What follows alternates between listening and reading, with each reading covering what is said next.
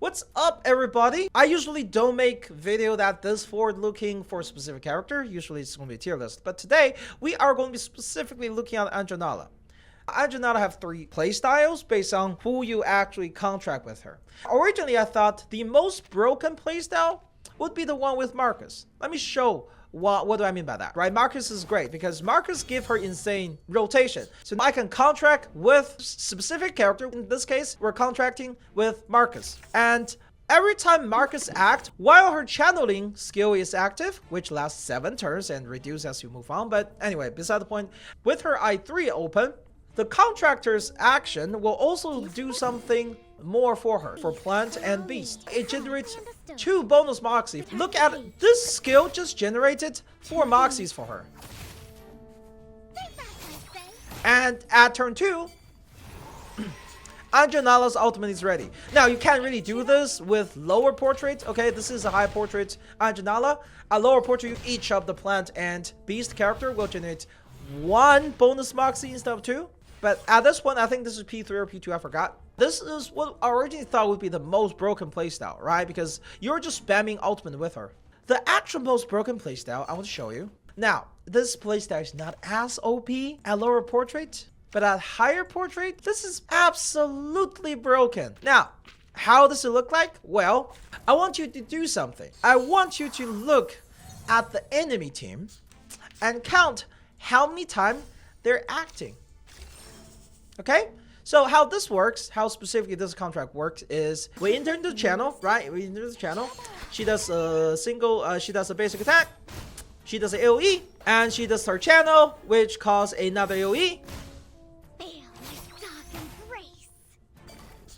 Yes, we just stunned the enemy with 3 basic incantations.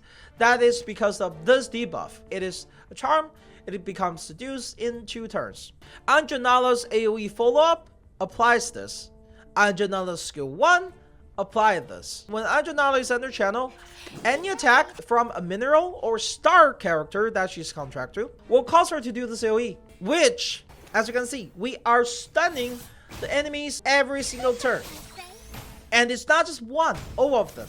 Now, this is a P4. This is the P4 effect. This is the only way you can completely stun enemies, right? Every other turn. But I can also show you before P4, this is still just as broken when you play it. We're going to actually use a weaker character here, right? We're going to use a weaker character here, which is 37. And we're not going to focus too much on damage. Okay, we're not going to focus too much on damage. In fact, you don't need the healer here. The enemy will attack like once, honestly speaking. All right, so we're going to use a no healer, a little bit tanky. Right, we are gonna contract with 37 here. This is a P2 because it's trial stage. It doesn't have the effect where it changed the amount of stack it needs for her charm to go seduce from 3 to 2. I cannot do that here because this is a P2, so it actually takes 3 hits. But I can still stun a target every single turn if I want to, because her skill 1 also apply that charm, right? So her skill 1 also apply 1 stack of that debuff. And now with 37 attacking, it's going to trigger the follow-up attack, which does the AoE apply all those charming to all the enemies. I have stunned the main target, and the rest of the target has 2 stack of it. Now, what does this mean? This means for the next 2 turns, I can stun lock the rest of the enemies. All I need to do is refresh my card here. 1, 2, 3. And then we just make sure to keep her channeling up, of course. That's very important. Just like that. 1. So, 2. Right? And then we get another. And because her channel is finished, right? She also do another follow-up, which again apply more of the charm. So now you're looking at enemy. I get in 2 stack of stuns, right? Not charm seduce. Her true follow-up coming from the skill also does a seduce. And now they're still stunned from it, right? They're still stunned from it because it stacks. Jesus, that's so crack. Yes, that's why I'm making this video. This is very much crack. I see, like... Look, I know they will bring a lot of control resistance into the game. I'll show you how that works as well. But as you can see, we just stun lock the enemy turns after turns. All it takes is refresh the cards. we do this, we reset the channel, and then we do that again. We didn't even ult, okay? We didn't even ult. We're not looking at ultimate. If the enemy doesn't have resistance to charm, you can permanently stack enemy. It's going to be a little bit spoiler, not really. We're going to also look at a boss here. Now, this is the last playstyle I want to show you guys, but also we want to show something else, okay? This last playstyle is with intellect and spirit characters. So if she's contracting with those, she's going to follow up with a skill 1 each time they act while she's channeling. This actually speed up her channeling process a lot faster. But before we go that, look, enemy can have resistance to different type of effect, and in this case the boss have 0 resistance to charm. What does that mean? The boss will be charmed if we do. If the enemy have 100%, they cannot be affected by that debuff, and if it's 50%, there's a chance they don't affect. Now additionally, there is also a tenacity.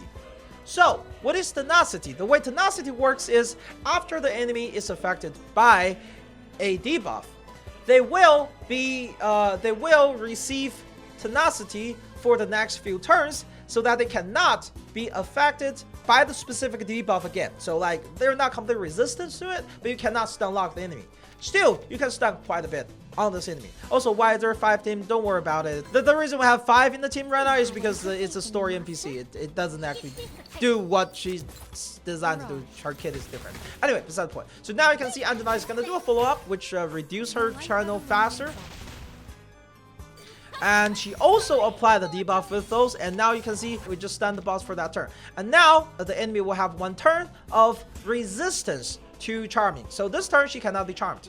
When you are playing this team, by the way, like, you are looking more to just do as much follow-up damage with Anjo as possible, because this is a true follow-up. But as you can see, the boss will have that resistance, so don't think this as like a 1-for-0 situation.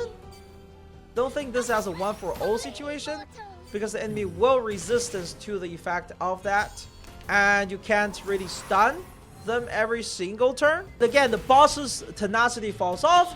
I can apply this charm onto the boss again to stun him, which doesn't seem to be working because of some of the passive effect, actually. But beside the point. Holy shit, what the fuck? I've never seen this before. But yeah, we have stun lock in reverse 1999 now. And if you have high portrait, you can even do AoE stun. Even without high portrait, you can still do that. The mineral and star synergy is, I think, the strongest for general content against enemy that doesn't have tenacity, because the enemy cannot move anymore, which is crazy. The only reason I even have Tooth Fairy here is because she does give me a little more crit, right, which is convenient. But I am literally using Eternity. I'm literally using Eternity. All I have to do is refresh every single turn like this, right? I just refresh. I keep the channel going. I keep the stun lock going. This is absolutely crazy. Okay? If the enemy have tenacity, you can stun lock them. But even if you can just stun lock the minions, it's still crazy. It's a lot of AoE damage, a lot of stun locking. This is not the most broken thing overall, because, you know, right now we still do have this kind of control resistance on enemy. Once they're controlled for 4 turns, they become immune to control, which means the control doesn't work on them anymore. But still, I think it's kind of broken. Anyway, tell me, what do you guys think in the comment down below? Do you think Bluepoch have gone a little bit too far with the design? Or do you think they're just gonna make this not nearly as useful by adding tenacity to all the characters? This has been Steambound Next. Thanks for watching, and I'll see you in the next video.